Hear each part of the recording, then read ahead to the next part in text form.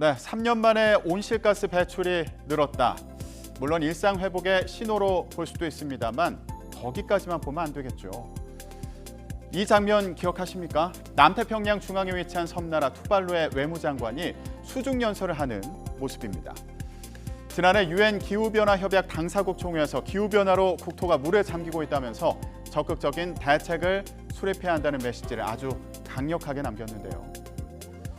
알아야 되는 건 이게 그저 먼 나라 얘기가 아니라는 겁니다.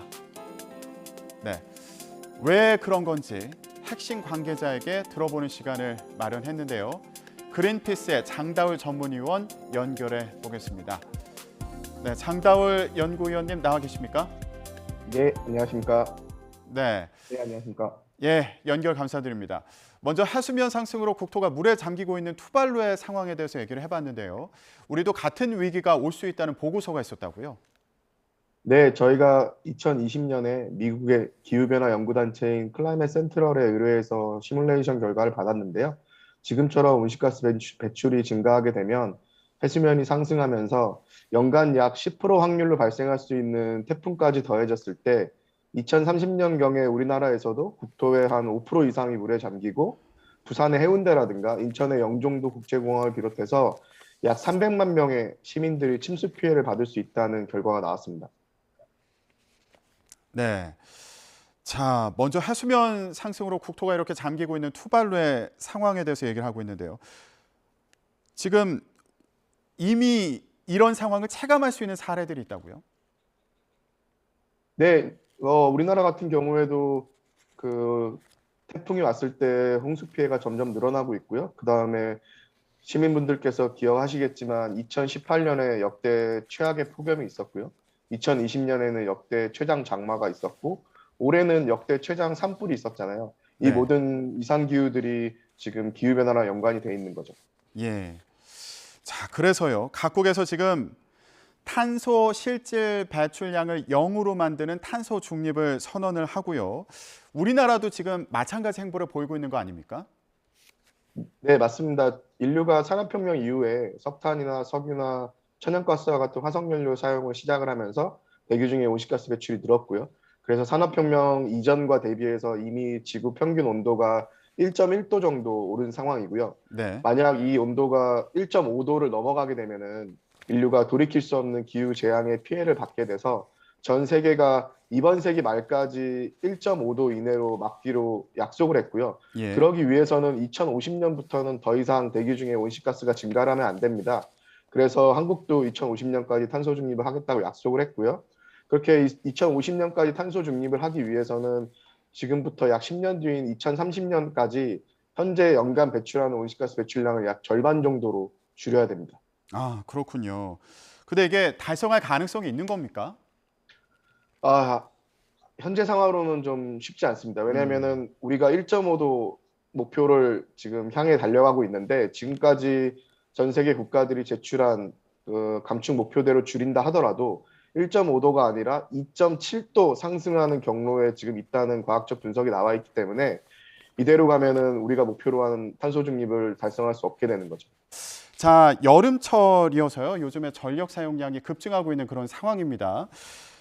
전력 공급 예비율 같은 경우에도 며칠 전에 3년 만에 최저치다 이런 기사가 나오기도 했는데 이거 온실가스가 증가하는 그런 상황 아닙니까? 네, 맞습니다. 우리나라 그 발전에 있어서 60% 이상이 화석연료 발전이거든요. 석탄과 천연가스 발전을 합쳤을 때 60% 이상이 차지하고 있기 때문에 전력 소비량이 늘어나게 되면 당연히 온실가스 배출량도 늘어나게 됩니다. 네. 그렇다면 자, 여름철에 저희 에어컨도 켜야 되고 선풍기도 켜야 되고 뭐 냉장고도 많이 사용해야 되고요. 여러 가지 그런 전기를 많이 써야 되는 그런 상황인데 온실가스 그리고 탄소 배출을 줄이기 위해서 여름철에 특히 저희가 참고할 만한 어떤 방법이 있을까요? 네, 우리나라 같은 경우에는 전력망이 다른 국가랑 연결돼 있지 않아서 여름철에 전력 수요가 제일 높을 때를 대비해서 지금 설비를 추가적으로 확보를 하고 있는 상황이거든요. 그러다 보니까 평소에는 또 많은 설비가 또 놀게 됩니다. 그래서 그 여름철에 수요가 높을 때 그때 필요하지 않은 그 시점에 전력 소비가 필요하지 않은 공장이나 이런 주택용 전기 소비자들과 미리 계약을 맺어서 그 시점에 수요를 관리하는 방법도 있고요. 그 다음에 지금 우리나라의 전력 설비 중에서 재생에너지 중심으로 온실가스가 배출되지 않는 설비들을 늘려나가면서 에너지 수요 관리와 더불어서 에너지 효율을 상승시킨다든가 이런 방법을 통해서 여름철 전력 수요 관리를 할 수가 있습니다. 네. 자, 지금 정부에서요, 추진하고 있는 정책과 관련해서도 얘기를 좀 해보도록 하겠습니다. 문재인 정부에서 원전을 폐기하겠다 이 수순을 밟아갔는데 현 정부에서는 이 원전을 다시 늘려가겠다, 이 사용을 늘려가겠다 이런 방침인 거 아닙니까? 이 부분에 대해서는 어떻게 생각하고 계신가요? 네, 문재인 정부 당시에 더 이상 신규 원전을 짓지 않고 기존의 원전의 수명을 연장하지 않으면서 단계적으로 원전을 줄여 나가면서 2085년까지 이제 매우 장기간에 걸쳐서 원전을 줄여나가는 정책을 수립했었는데요. 이제 윤석열 정부 들어와서 신규 원전 건설도 다시 하고 그다음에 노후 원전의 수명도 연장하겠다는 지금 에너지 정책의 변화를 예고했습니다. 그래서 원전 같은 경우도 재생에너지와 마찬가지로 기후위기 대응을 위한 온실가스 배출 측면에서는 일부 이제 온실가스가 적게 나오기 때문에 기여할 수 있는 부분이 있으나 원전의 위험성이라든가 그다음 이미 전 세계에서 우리나라의 원전이 영토 대비해서 가장 많지 않습니까? 이런 상황에서 원전을 추가적으로 늘려 나가는 것이 위험성이나 경제성, 주민 수용성 측면에서 좀 우려가 되고요. 그다음에 노후 원전을 무려 10기에 달하는 노후원전의 수명을 연장했을 때 위험성이 당연히 증가될 수밖에 없어서 이 부분에 대한 국민들의 의견을 수렴하는 절차가 필요할 것으로 보입니다. 네. 자, 그런데요, 유럽연합의회에서 천연가스와 원전을 녹색 분류 체계 텍소노미에 포함하기로 했다 이런 소식이 전해지기도 했는데 이 텍소노미라는 게 환경적으로 지속 가능한 경제 활동 범위를 규정한 거 아닙니까? 지속 가능한 경제 활동, 환경적으로 지속 가능한 경제 범위에 이제 원전까지 포함시키기로 했다는 건데 이 부분에 대해서 어떻게 보고 계세요? 네, 그만큼 기후위기 대응이 심각해서 오랫동안 유럽에서 원전과 천연가스 발전을 포함을 시키느냐 마느냐 가지고 계속 논란이 있었다가 이제 어제 최종적으로 포함이 되기로 결정을 했죠. 다만 우리가 주목해서 봐야 될 것은 조건이 붙었습니다. 천연가스 발전 같은 경우에는 이산화탄소 배출량을 지금 현재의 기술보다 훨씬 더 낮춰야 되는 조건이 붙었고요. 원전 같은 경우에는 세 가지 조건이 붙었는데요. 사고 저항성을 가진 핵 연료를 사용해야 된다는 것과 그다음에 고준위 핵폐기물, 우리나라에서도 지금 해결책을 찾지 못한 고준위 핵폐기물 처분 시설을 2050년까지 운영할 수 있는 계획을 포함시켜야 된다는 것, 그리고 최신 안전기술 기준을 도입해야 된다는 조건이 세 가지가 붙었는데 사실상 사고 저항성 핵연료는 아직 상용화도 되지 않은 기술이고요. 그다음에 고준위 핵폐기물 처리시설 같은 경우에는 지금 핀란드와 스웨덴을 제외하고는 어느 국가도 아직 계획을 잡고 있지 못하고 우리나라도 마찬가지죠. 그다음에 최신 안전기술 기준 도입도 난관이 많아서 실제 이번에 포함됐다 하더라도 유럽에서 원전의 확대로 이어질지에 대해서는 좀 비관적으로 보고 있습니다. 네. 그렇다면 우리 정부의 입장은 어떤지도 좀 보겠습니다. K 텍소노미 개정을 예고했는데 이거 원전을 재생 가능 에너지로 분류하는 방향으로 개정을 해 나가겠다 이런 상황인가요? 재생가능 에너지로 원전이 포함될 수는 없고요. 원전은 우라늄이라는 연료를 쓰기 때문에 재생가능 에너지의 범주에 들어가진 않고 우리나라에서도 이제 기후위기 대응을 위해서 원전을 그 녹색 기술로 분류를 하겠다는 입장인데요. 아까 말씀드렸던 것처럼 유럽 같은 경우에는 세 가지 조건이 붙은 상황이어서 우리나라는 전 세계 원전 발전 비중 대비해서 약 3배 정도가 이미 높은 상황이거든요.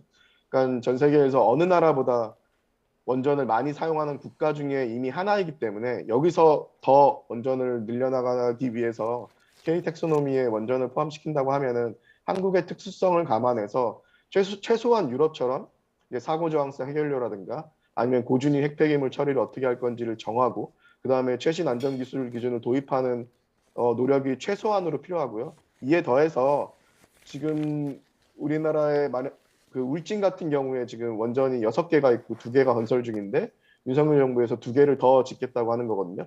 그러면 경북 울진에는 무려 10개의 원전이 밀집하게 됩니다. 인류 역사상 과거에도 미래에도 10개의 원전이 밀집하는 경우는 없었고 얼마 전에 러시아가 우크라이나를 침공해서 전쟁 중에 우크라이나의 그 원전이 공격을 받은 적이 있는데요. 그 당시 우크라이나에 있었던 자포리지아 원전이 유럽 최대 원전이었거든요. 근데 우리나라 울진에다 2기를 더 건설을 하면은 이 유럽 최대 원전보다 2배나 더 큰 대규모의 원전이 생기는 겁니다. 국가 안보에도 영향을 미칠 수 있는 부분이어서 신중한 접근이 필요하다고 생각을 합니다. 네, 알겠습니다. 자, 그렇다면 탄소 중립 이제 실천이 중요할 텐데 해외 사례를 통해서 우리가 참고할 만한 사안이 있을까요? 네, 세계 주요국들은 뭐 G7 국가를 비롯해서 일단 급격하게 온실가스 배출을 줄여나가기 위해서 일단 재생에너지 확대에 가장 집중을 하고 있습니다.